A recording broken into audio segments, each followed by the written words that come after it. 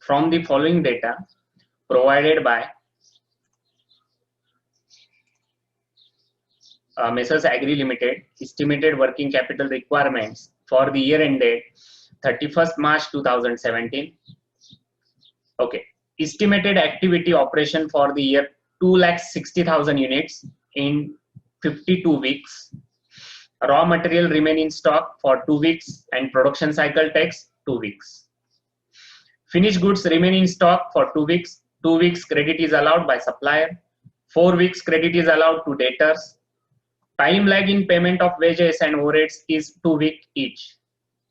Cash and bank balance to be maintained 25,000. Selling price per unit is 15. Analysis of cost per unit as follows. Raw material 1/3 of sales, labor 20% of sales, overheads 2 per unit, and profit at 5 per unit. Okay.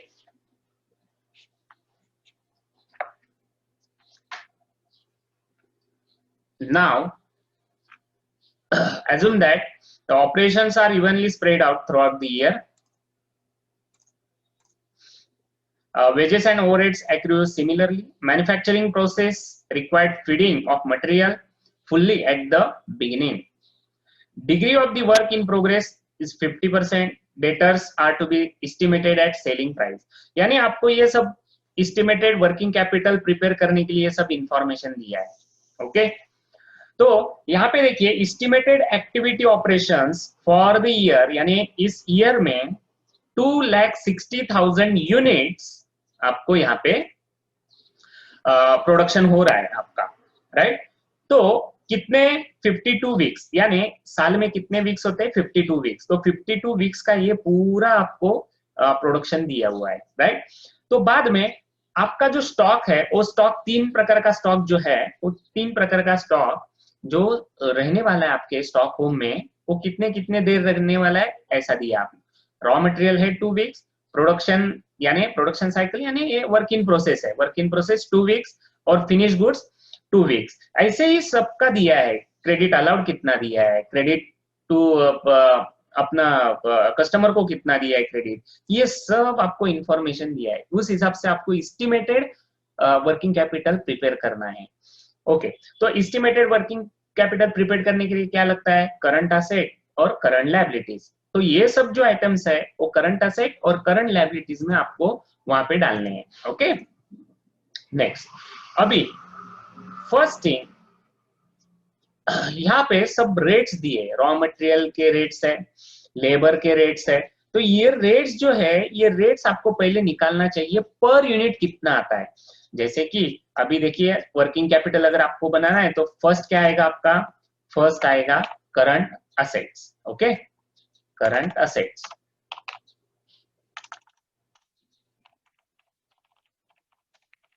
Current assets. Okay, current asset में first क्या आएगा, stock. Stock. Okay, तो stock में पहला stock कौन सा है, पहला स्टॉक है आपका raw material. Raw material. Okay, अभी यहाँ पे देखिए रॉ मटेरियल है, राइट? और आपके पास फॉर्मेट तो है, तो फॉर्मेट में क्या दिया है यहाँ पे, यूनिट इनटू रेट और आपका पर यूनिट रेट दिया है, यूनिट दिया है और आपका मंथ दिया है. यानी ये तीनों आपको यहाँ पे लेने चाहिए, राइट? तो यूनिट कितने हैं, तो यहाँ पे देखिए प्रॉब्लम में यूनिट वहां पे दिया है 2,60,000 यूनिट्स. ओके, तो 2,60,000 यूनिट से पूरे साल के हैं, यानी 52 वीक के हैं. पर यहाँ पे एक याद रखिए आपको ये वीकली निकालना पड़ेगा. ये तो पूरे साल का है 2,60,000, आपको ये वीकली निकालना पड़ेगा. अगर वीकली आप निकालोगे तब जाके आपको ये वीकली आपको यहाँ पे कैलकुलेट करने की इजी जाएगा. तो वर्किंग नोट में पहले क्या करते हैं, वर्किंग नोट लिखते हैं.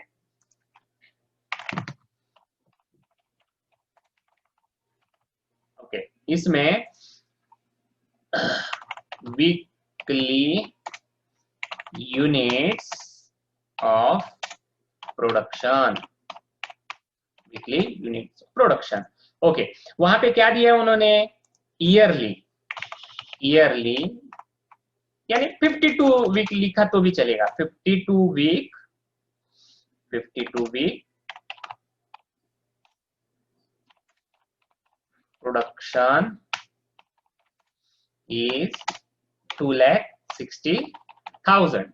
Okay, so weekly production will be equal to 2,60,000 divided by 52, right? तो कितना आएगा, 5,000 यूनिट्स, 5,000 यूनिट्स, ये पर वीक हो गया, दिस इज पर वीक। ये पूरे साल के लिए है आपका 2,60,000 यूनिट्स। अगर 52 वीक्स उन्होंने दिया, यानी साल के 52 वीक्स है, तो 52 वीक्स अगर आपने डिवाइड किया तो आपको मिलेंगे 5,000 यूनिट्स पर वीक। ओके, तो आपको पता चल गया कि यूनिट कितना रहेगा, 5,000 units. Okay, now next part is, यहाँ पे आपको क्या लेना है, रॉ मटेरियल यूनिट्स इनटू आपका रेट, यानी रॉ मटेरियल का रेट इनटू आपको मंथ लेना है। तो यूनिट तो मिल गए, अभी रेट देखते हैं, रेट के बारे में क्या बोला है उन्होंने। यहाँ पे देखिए, यहाँ पे कुछ भी रेट वगैरह नहीं दिया है, पर नीचे देखिए, एकदम नीचे, analysis of cost per unit as follows, raw material 1/3 of sales, यानी रॉ मटेरियल 1/3 ऑफ सेल्स है, सेल्स के 1/3 है। तो पहले देखते हैं सेल कितना है। यहाँ पे देखिए सेल दिया है, selling price per unit is ₹15। तो यहाँ पे पहले कॉस्ट स्ट्रक्चर निकालते हैं। Okay, cost structure, cost structure, okay, cost structure. तो पहला निकालते हैं raw material, raw material, raw material. Okay, raw material उन्होंने क्या बोला है, 1/3 of sale price. Okay, 1/3 of sale price. तो यहाँ पे आपको सेल प्राइस कितना दिया है, सेल प्राइस दिया है आपको 15, उसका 1/3 is equal to 15 into 1/3, how much, 5। Okay, तो यहाँ पे पहले लिखिए 15 इंटू 1/3, तो ये कितना आएगा, 5, यानी रॉ मटेरियल कितना हो गया आपका, 5। Okay, 5 rupees raw material. तो देखते हैं,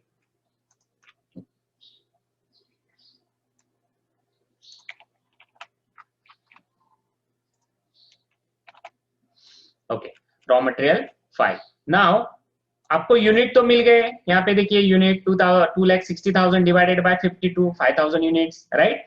और रेट भी मिल गया 5।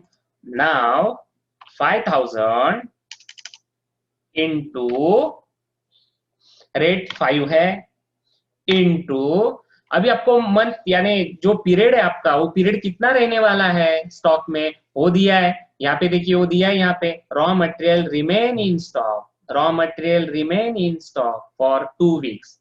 तो आपको क्या करना चाहिए, इंटू 2।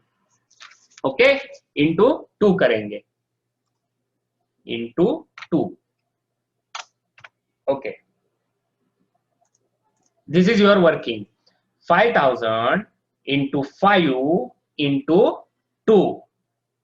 तो देखते हैं कितना आता है, 5,000 इंटू 5 इंटू 2 कितना आ गया, 50,000। 50,000 ये आपका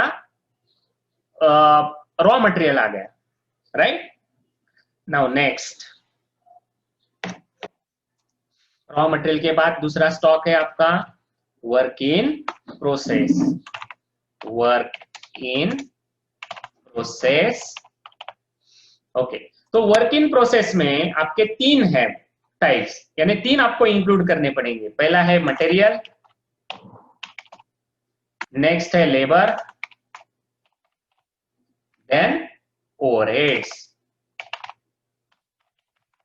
ओके, ये 3 है। तो पहला मटेरियल निकालते हैं। तो मटेरियल तो आपको मालूम ही है, यहाँ पे देखिए मटेरियल 5000 यूनिट्स, यूनिट्स तो वैसे ही रहने वाले हैं।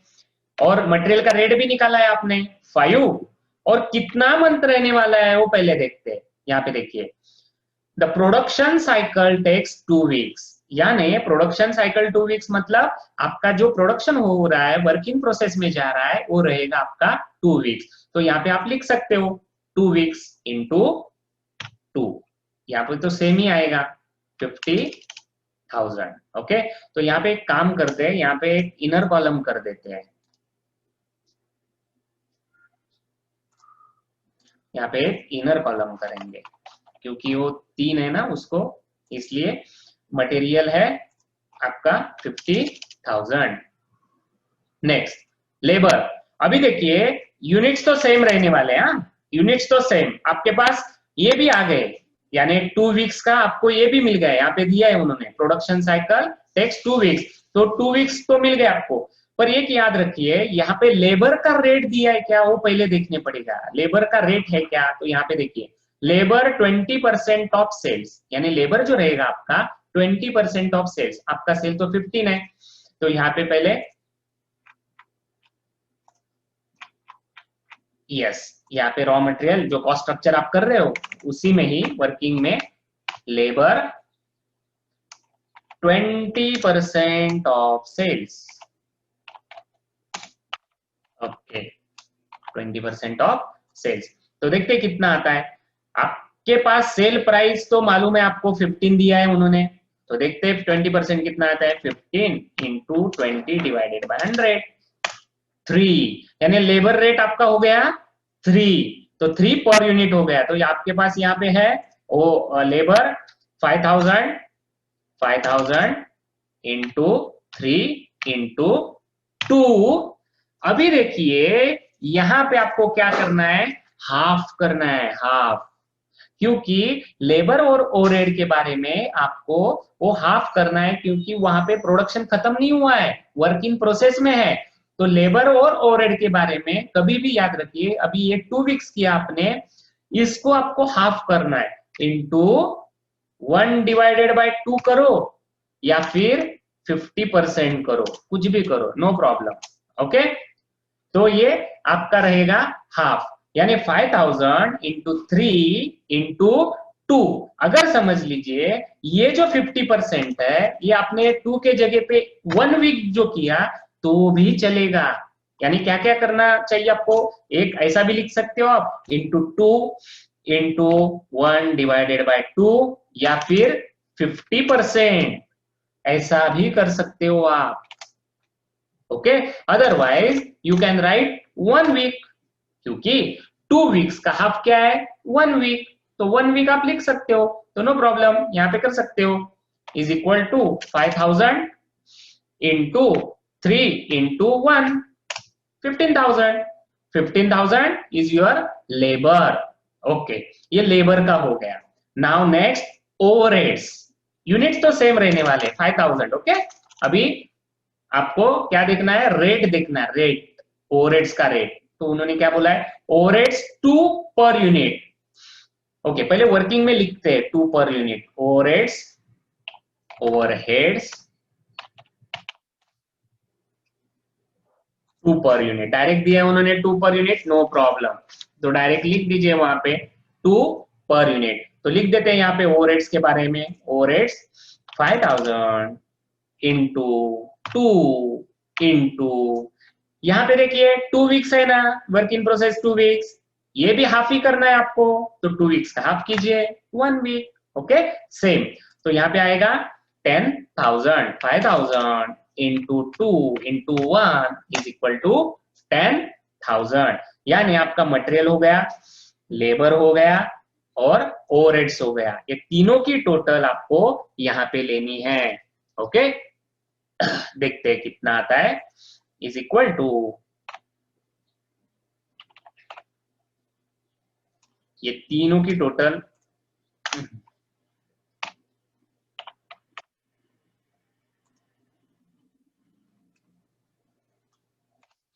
75 50,000, यानी स्टॉक ऑफ रॉ मटेरियल जो है आपका 50,000 है और stock of work in process है 75,000. Now next stock is stock of finish goods. Stock of finish goods.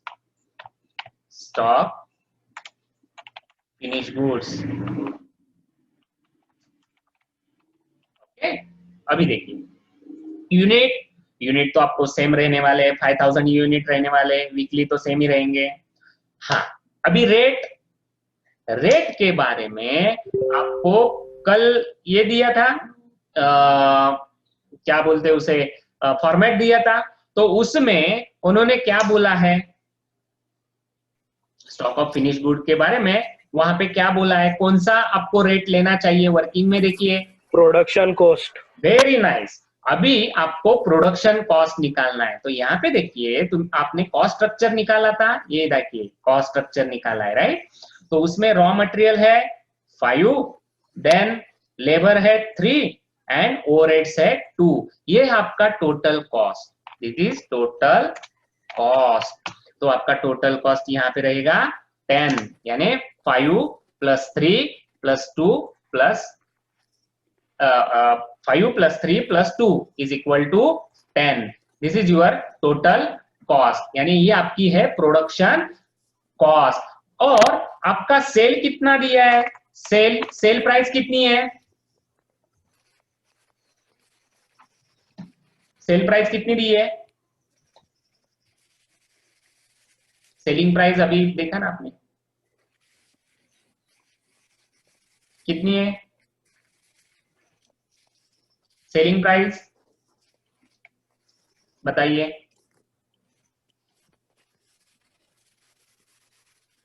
Yes 15. बराबर है 15. यहाँ पे देखिए ना, यहाँ पे देखिए, यहाँ पे अपन सब 15 के ऊपर ही तो किया है. ये 15, इतना देर नहीं लगना चाहिए. 15, राइट, वेरी गुड. अभी देखिए आपका टोटल कॉस्ट है 10 और आपका सेल आपने किया है 15. इसका मतलब क्या हुआ, 10 रुपीज आपका कॉस्ट हो रहा है, आप 15 में सेल कर रहे हो. तो ये प्रॉफिट है या लॉस, प्रॉफिट. कितना, 5. Yes, 10 plus 5 is equal to 15. तो आपका टोटल कॉस्ट हो गया 10. जो फिनिश गुड्स है वो आपको प्रोडक्शन कॉस्ट से ही लेना है. इसका मतलब 5,000 इंटू 5,000 इंटू 10 इंटू कितने वीक दिए फिनिश गुड्स. यहाँ पे देखिए सी में, देखिए सी में finish goods remain in stock 2 weeks. तो लेते हैं इंटू 2. ओके, तो यहाँ पे लिख देते 5,000 इंटू 10 इंटू 2, 1 लाख. यहाँ पे फिनिश गुड्स में टोटल लेना है आपको. यहाँ पे कुछ हाफ वगैरह नहीं करना है लेबर और ओवरहेड्स का, क्योंकि यहाँ पे आपका प्रोडक्शन खत्म हो रहा है, इसलिए आपने 10 कॉस्ट लिया, ये 10.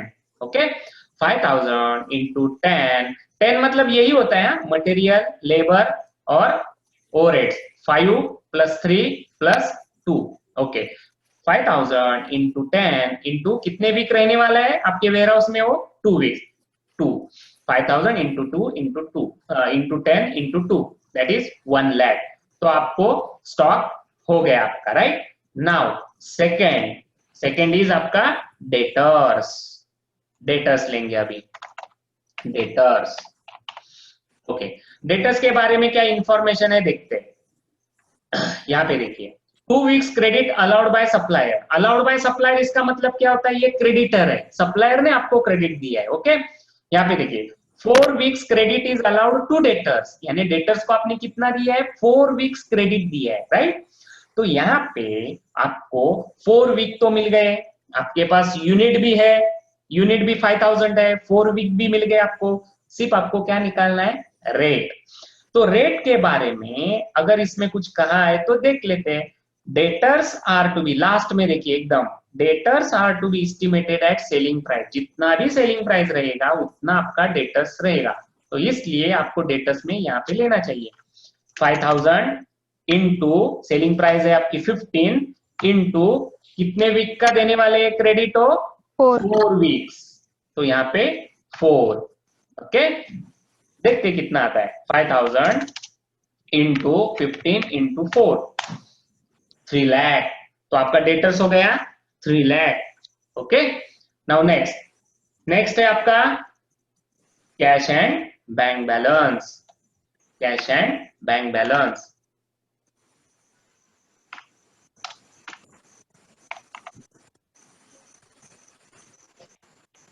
कैश एंड बैंक, देखते कैश एंड बैंक कितना दिया है। Cash and bank balance to be maintain 25,000, यानी डायरेक्ट दिया है उन्होंने, तो डायरेक्ट लिख लीजिए cash and bank 25,000। Okay, now total current asset देखते कितना आता है। Total current assets, total current assets, यहां पे टोटल करेंगे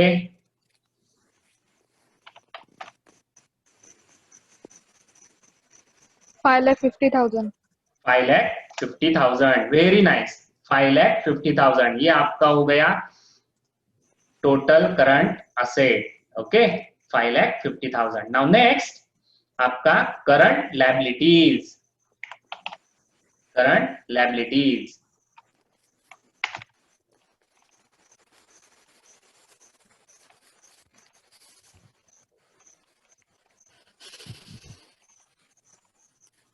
लायबिलिटीज, तो पहला है करंट लायबिलिटीज में फर्स्ट, क्या आएगा फर्स्ट करंट लायबिलिटी में? Creditors. Very nice, very nice. Creditors, creditors. Okay, now creditor के बारे में उन्होंने क्या बोला है वर्किंग में, देखिए क्या बोला है उन्होंने, क्रेडिटर कैसे लेना है आपको।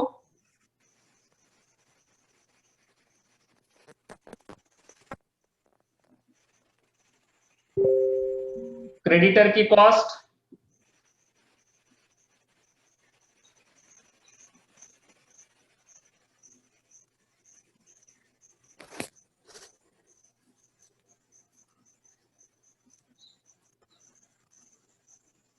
बोलिए। सर क्वेश्चन किधर है? क्या हुआ? क्वेश्चन सर, क्वेश्चन क्वेश्चन नहीं है तेरे पास? नहीं। कैसे नहीं है? तो ग्रुप में देखा नहीं तूने? क्वेश्चन भेजा था मैंने।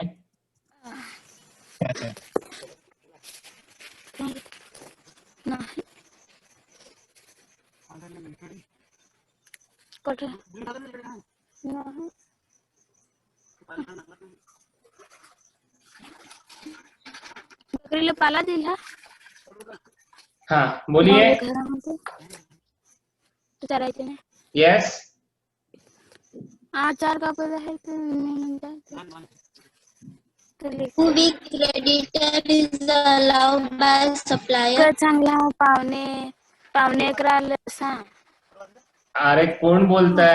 बोलू नका, तुमचा बंद ठेवा, प्रश्न विचारला त्याचं उत्तर द्या, बाकीचं काय देऊ नका।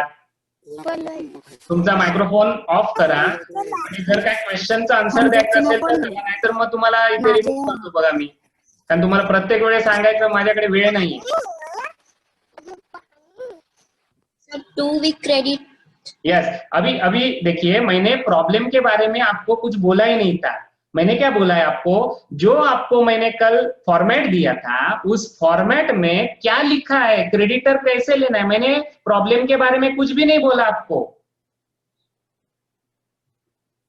परचेज कॉस्ट आपको दिया है कल, तो वहां पे वर्किंग में क्या दिया है ऐसा पूछा मैंने। Purchase cost. यस, कौन सा? Purchase cost. Yes, purchase cost, purchase cost दिया है उन्होंने, यानी जो भी आपका परचेस कॉस्ट रहेगा, जो भी रॉ मटेरियल का परचेस कॉस्ट है वही आपको परचेस कॉस्ट लेना है। क्रेडिटर जो क्रिएट होते हैं वो परचेस करने के बाद ही क्रिएट होते हैं, तो इसलिए आपके यूनिट्स तो सेम रहने वाले हैं। Units is 5,000 into raw material का रेट कितना है, कितना है rate? Raw material rate 5, very good 5। और तब अभी जाके आपको देखना है यहाँ पे कितने वीक का सप्लायर को दिया है आपने क्रेडिट, तो 2 वीक है यहाँ पे, तो यहाँ पे अभी 2 वीक लिखिए, 2 वीक। ओके, तो यहाँ पे आपका आएगा 5,000 into 5 into 2, 50,000. ओके, तो 50,000 आपका हो गया ये creditors. Okay, now next, creditor के बाद क्या है? Outstanding expense. Very nice, very nice. अभी देखिए यहाँ पे कुछ आउटस्टैंडिंग एक्सपेंसेस कुछ दिया है क्या, वो देखते हैं पहले. यहाँ पे उन्होंने क्या बोला है, time lag in payment of wages and overheads is 2 weeks each. इसका मतलब क्या है, आप जब भी वेजेस और ओवरहेड्स दे रहे हो, यानी वेजेस पेड कर रहे हो, ओवरहेड्स यानी एक्सपेंसेस पेड कर रहे हो, तब आप क्या कर रहे हो, टाइम लैग रख रहे हो. यानी टाइम का स्पैन है आपके पास, 2 वीक के बाद आप दे रहे हो, यानी 2 वीक तक आपके पास वो आउटस्टैंडिंग रह रहा है. यानी आप जैसे आपका काम किया वैसे मजदूर को मजदूरी नहीं दे रहे हो आप, वो क्या कर रहे हो, आप 2 वीक के बाद दे रहे हो. इसका मतलब क्या है, 2 वीक आपके पास वो लायबिलिटी है, आउटस्टैंडिंग है. तो ये जो वर्ड कभी भी आएगा आपको तो याद रखिए, this is your outstanding. Time lag in payment of wages and overheads in 2 weeks, यानी दोनों भी आउटस्टैंडिंग है. तो पहले लेते हैं आउटस्टैंडिंग वेजेस और नेक्स्ट लेते हैं आउटस्टैंडिंग ओवरहेड्स. तो पहला लेते हैं outstanding wages. Outstanding wages. Okay, अभी देखिए आउटस्टैंडिंग वेजेस यूनिट कितने रहेंगे, यूनिट 2. यूनिट यूनिट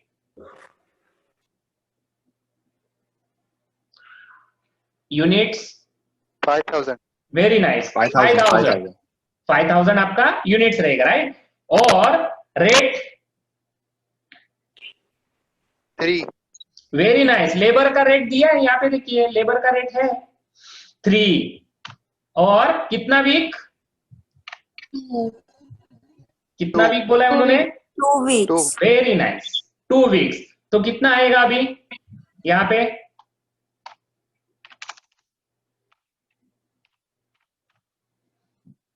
बोलिए. 30,000. Very nice, 30,000. 30,000. यहाँ पे देखिए हाफ जो किया आपने वो 15,000 है, तो यहाँ पे 30,000 आना चाहिए क्योंकि 2 वीक है, right. Same, very good. Next, outstanding overheads. Okay, यहाँ पे अभी कितना आएगा, units 5,000. 5,000. Rate 2. Very nice, into 2 week. 2 weeks. तो कितना आएगा यहाँ पे, 20,000. ये देखिए यहाँ पे है 10,000. जो हाफ लिया था आपने वो 10,000 था, ये पूरा रहेगा 20,000. Very nice, yes. अभी हो गया आपका आउटस्टैंडिंग. ओके, नाउ आउटस्टैंडिंग के बाद क्या है,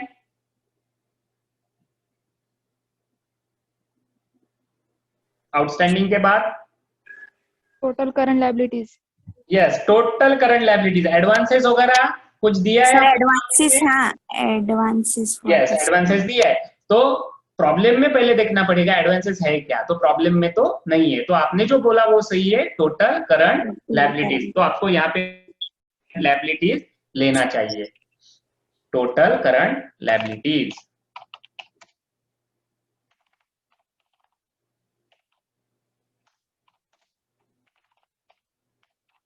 ओके, टोटल करंट लायबिलिटीज, इसकी टोटल कीजिए.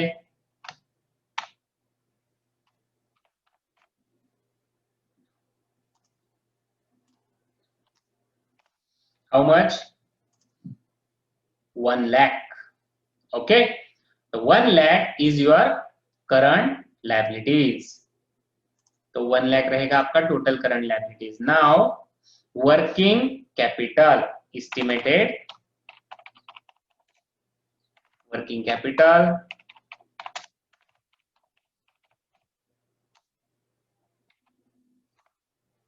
1 minus 2. 1 क्या है, 1 क्या है, Total current assets. Very nice. 1 है टोटल करंट असेट और 2 current liabilities. Very nice. Yes yes yes. Current asset है आपका 5,50,000 माइनस 1 lakh 4,50,000. ये हो गया आपका एस्टिमेटेड करंट लायबिलिटीज। ओके, ऐसा ही ये estimated current liabilities, current asset minus current liabilities. Same ऐसे ही प्रॉब्लम आपको रहेंगे। ओके